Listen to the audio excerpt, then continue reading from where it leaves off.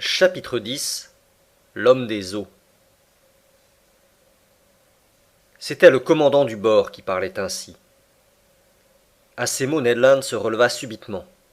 Le steward, presque étranglé, sortit en chancelant sur un signe de son maître.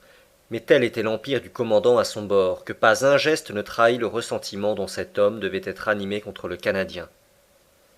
Conseil, intéressé malgré lui, moi stupéfait, nous attendions en silence le dénouement de cette scène. Le commandant, appuyé sur l'angle de la table, les bras croisés, nous observait avec une profonde attention. Hésitait-il à parler? Regrettait-il ces mots qu'il venait de prononcer en français? On pouvait le croire.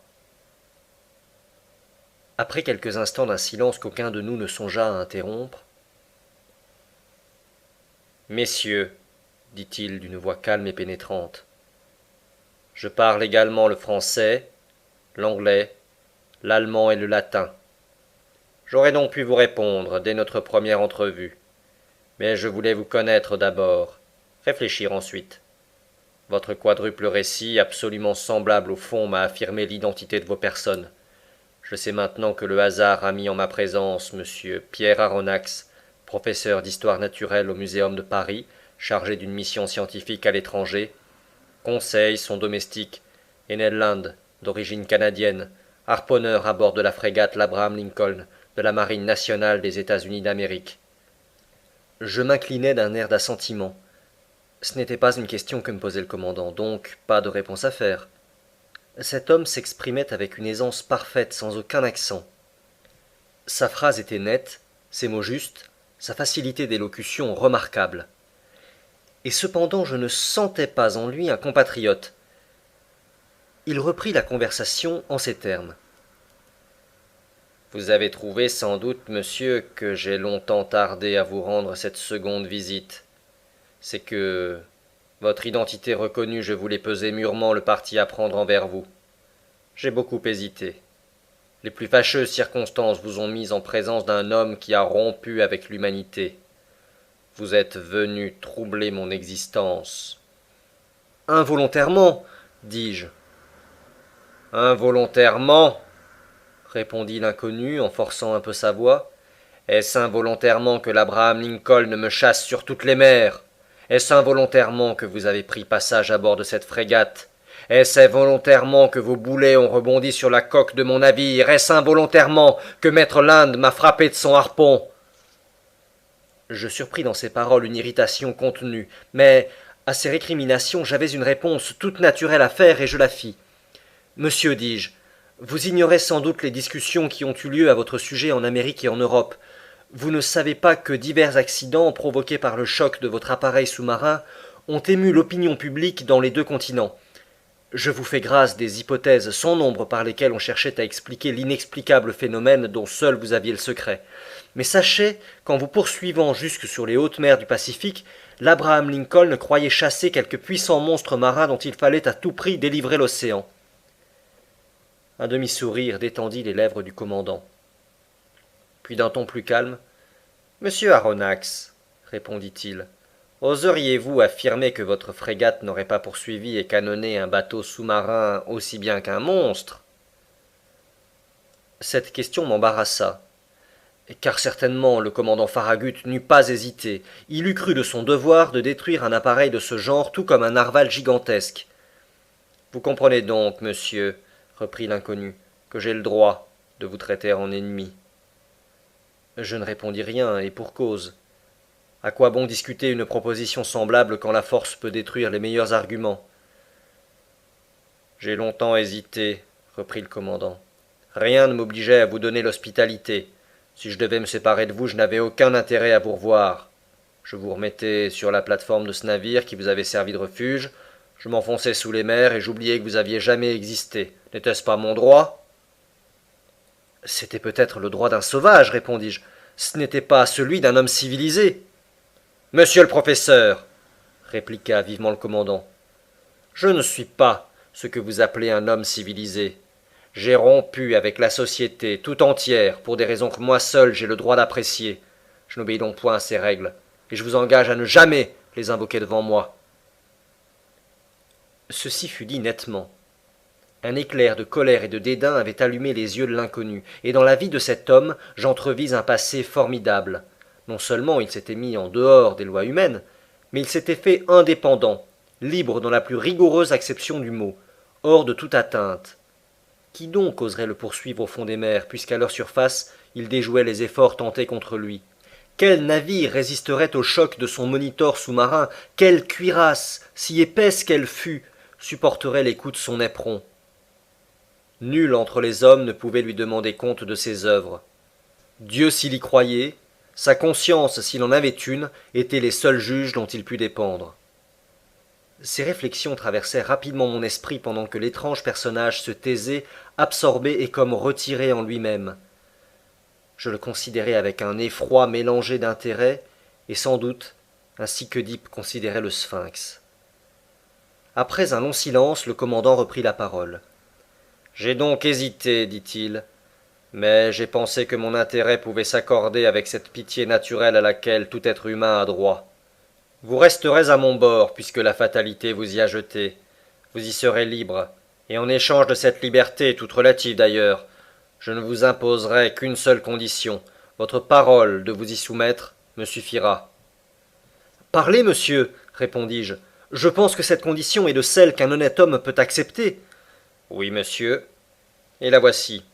Il est possible que certains événements imprévus m'obligent à vous consigner dans vos cabines pour quelques heures ou quelques jours, suivant le cas. Désirant ne jamais employer la violence, j'attends de vous dans ce cas, plus encore que dans tous les autres, une obéissance passive. En agissant ainsi, je couvre votre responsabilité, je vous dégage entièrement, car c'est à moi de vous mettre dans l'impossibilité de voir ce qui ne doit pas être vu. Acceptez-vous cette condition? Il se passait donc à bord des choses tout au moins singulières et que ne devaient point voir des gens qui ne s'étaient pas mis hors les lois sociales. Entre les surprises que l'avenir me ménageait, celle-ci ne devait pas être la moindre. Nous acceptons, répondis-je. Seulement, je vous demanderai, monsieur, la permission de vous adresser une question, une seule. Parlez, monsieur. Vous avez dit que nous serions libres à votre bord. Entièrement. Je vous demanderai donc ce que vous entendez par cette liberté. Mais la liberté d'aller, de venir, de voir, d'observer même tout ce qui se passe ici, sauf en quelques circonstances rares. La liberté enfin dont nous jouissons nous-mêmes, mes compagnons et moi. Il était évident que nous ne nous entendions point. Pardon, monsieur, repris-je, mais cette liberté, ce n'est pas celle que tout prisonnier a de parcourir sa prison. Elle ne peut nous suffire. Il faudra cependant qu'elle vous suffise. Quoi? Nous devons renoncer à jamais de revoir notre patrie, nos amis, nos parents? Oui, monsieur. Mais renoncer à reprendre cet insupportable joug de la terre que les hommes croient être la liberté n'est peut-être pas aussi pénible que vous le pensez. Par exemple, s'écria Ned Land, jamais je ne donnerai ma parole de ne pas chercher à me sauver. Je ne vous demande pas de parole, maître Land, répondit froidement le commandant. Monsieur, répondis-je, emporté malgré moi, vous abusez de votre situation envers nous, c'est de la cruauté. Non, monsieur, c'est de la clémence. Vous êtes mes prisonniers après combat. Je vous garde, quand je pourrai d'un mot vous replonger dans les abîmes de l'océan. Vous m'avez attaqué. Vous êtes venu surprendre un secret que nul homme au monde ne doit pénétrer, le secret de toute mon existence. Et vous croyez que je vais vous renvoyer sur cette terre qui ne doit plus me connaître? Jamais. En vous retenant, ce n'est pas vous que je garde, c'est moi-même. Ces paroles indiquaient de la part du commandant un parti pris contre lequel ne prévaudrait aucun argument. Ainsi, monsieur, repris-je, vous nous donnez tout simplement à choisir entre la vie ou la mort? Tout simplement. Mes amis, dis-je, à une question ainsi posée il n'y a rien à répondre, mais aucune parole ne nous lie au maître de ce bord. Aucune, monsieur, répondit l'inconnu. Puis d'une voix plus douce il reprit. Maintenant, permettez-moi d'achever ce que j'ai à vous dire. Je vous connais, monsieur Aronnax. Vous, sinon vos compagnons, vous n'aurez peut-être pas tant à vous plaindre du hasard qui vous lie à mon sort. Vous trouverez parmi les livres qui servent à mes études favorites cet ouvrage que vous avez publié sur les grands fonds de la mer. Je l'ai souvent lu. Vous avez poussé votre œuvre aussi loin que vous le permettez la science terrestre. Mais vous ne savez pas tout. Vous n'avez pas tout vu. Laissez-moi donc vous dire, monsieur le professeur, que vous ne regretterez pas le temps passé à mon bord. Vous allez voyager dans le pays des merveilles. L'étonnement, la stupéfaction seront probablement l'état habituel de votre esprit. Vous ne vous blaserez pas facilement sur le spectacle incessamment offert à vos yeux. Je vais revoir dans un nouveau tour du monde sous-marin, qui sait le dernier peut-être, tout ce que j'ai pu étudier au fond de ces mers tant de fois parcourues, et vous serez mon compagnon d'études. À partir de ce jour, vous entrez dans un nouvel élément. Vous verrez ce que n'a vu encore aucun homme, car moi et les miens nous ne comptons plus, et notre planète, grâce à moi, va vous livrer ses derniers secrets. Je ne puis le nier, ces paroles du commandant firent sur moi un grand effet. J'étais pris là par mon faible, et j'oubliais pour un instant que la contemplation de ces choses sublimes ne pouvait valoir la liberté perdue. D'ailleurs, je comptais sur l'avenir pour trancher cette grave question, aussi je me contentais de répondre « Monsieur, si vous avez brisé avec l'humanité, je veux croire que vous n'avez pas renié tout sentiment humain. Nous sommes des naufragés, charitablement recueillis à votre bord. Nous ne l'oublierons pas. Quant à moi, je ne méconnais pas que si l'intérêt de la science pouvait absorber jusqu'au besoin de liberté, ce que me promet notre rencontre m'offrirait de grandes compensations. » Je pensais que le commandant allait me tendre la main pour sceller notre traité. Il n'en fit rien. Je le regrettais pour lui. « Une dernière question, dis-je, au moment où cet être inexplicable semblait vouloir se retirer. Parlez, monsieur le professeur. De quel nom dois-je vous appeler ? Monsieur, répondit le commandant, je ne suis pour vous que le capitaine Nemo, et vos compagnons et vous n'êtes pour moi que les passagers du Nautilus. Le capitaine Nemo appela. Un steward parut. Le capitaine lui donna ses ordres dans cette langue étrangère que je ne pouvais reconnaître. Puis se tournant vers le Canadien et Conseil, « Un repas vous attend dans votre cabine, leur dit-il. Veuillez suivre cet homme. »« Ça n'est pas de refus, répondit le harponneur. Conseil et lui sortirent enfin de cette cellule où ils étaient renfermés depuis plus de 30 heures. Et maintenant, monsieur Aronnax, notre déjeuner est prêt. Permettez-moi de vous précéder. À vos ordres, capitaine. Je suivis le capitaine Nemo, et dès que j'eus franchi la porte, je pris une sorte de couloir électriquement éclairé, semblable aux coursives d'un navire.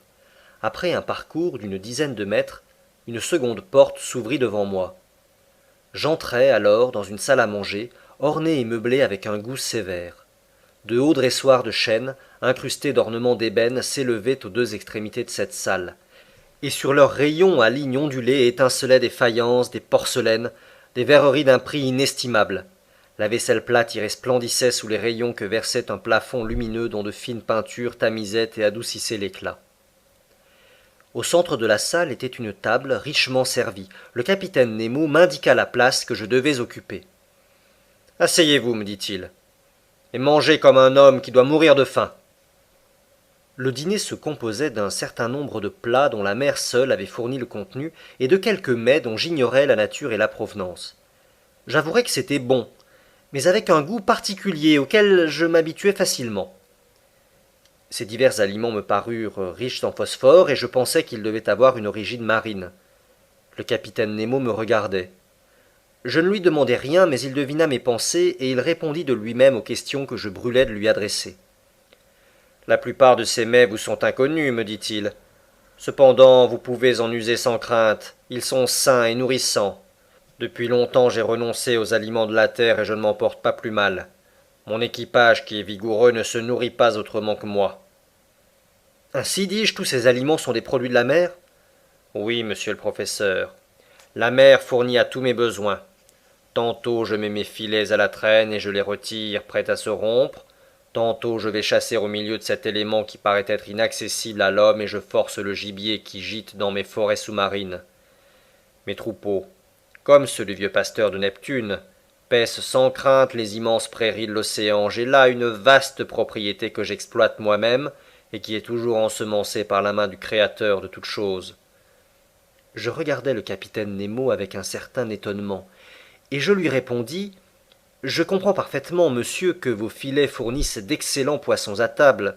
Je comprends moins que vous poursuiviez le gibier aquatique dans vos forêts sous-marines. Mais je ne comprends plus du tout qu'une parcelle de viande, si petite qu'elle soit, figure dans votre menu. Aussi, monsieur, me répondit le capitaine Nemo, ne fais-je jamais usage de la chair des animaux terrestres. Ceci, cependant, repris-je en désignant un plat où restaient encore quelques tranches de filet. Ce que vous croyez être de la viande, monsieur le professeur, n'est autre chose que du filet de tortue de mer. Voici également quelques foies de dauphin que vous prendriez pour un ragoût de porc. Mon cuisinier est un habile préparateur qui excelle à conserver ces produits variés de l'océan. Goûtez à tous ces mets. Voici une conserve d'holothurie un malais des clareurs et sans rival au monde. Voilà une crème dont le lait a été fourni par la mamelle des cétacés et le sucre par les grands fucus de la mer du Nord. Et enfin, permettez-moi de vous offrir des confitures d'anémones qui valent celles des fruits les plus savoureux. Et je goûtais plutôt en curieux qu'en gourmet, tandis que le capitaine Nemo m'enchantait par ses invraisemblables récits. Mais cette mère, monsieur Aronnax, me dit-il, cette nourrice prodigieuse, inépuisable, elle ne me nourrit pas seulement, elle me vêt encore. Ces étoffes qui vous couvrent sont tissées avec le byssus de certains coquillages. Elles sont teintes avec le pourpre des anciens et nuancées de couleurs violettes que j'extrais des aplysies de la Méditerranée. Les parfums que vous trouverez sur la toilette de votre cabine sont le produit de la distillation des plantes marines. Votre lit est fait du plus doux austère de l'océan. Votre plume sera un fanon de baleine, votre encre la liqueur sécrétée par la sèche ou l'encornée. Tout me vient maintenant de la mer, comme tout lui retournera un jour. Vous aimez la mer, capitaine? Oui, je l'aime. La mer est tout. Elle couvre les 7/10 du globe terrestre.